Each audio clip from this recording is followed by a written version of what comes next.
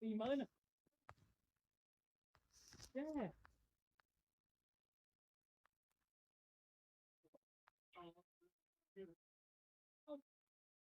Cái này rồi. Anh vô tay cho cái kéo nó rớt cũng không lưỡi tâm phấn to cho nó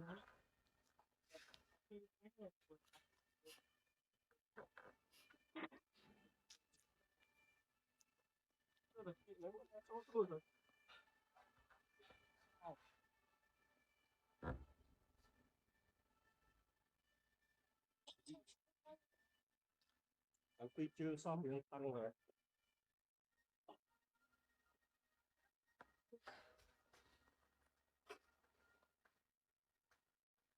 Lùi em mới rồi. Ôi, lắng nơi sao tay thế này.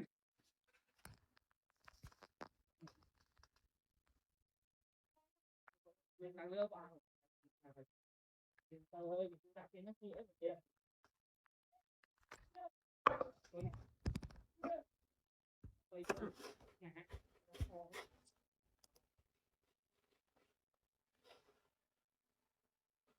Phi được tốt không?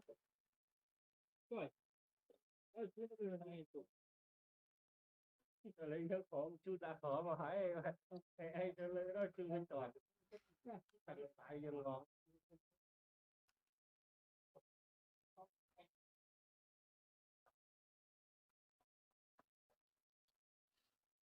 Không phải.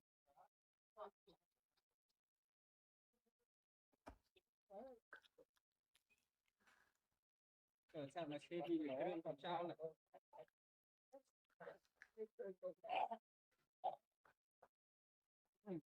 Đôi cái làm đạp hội đấy vậy đi. Hấp thì nó cái kéo bắt cái này qua. Đôi làm cái đạp hội này.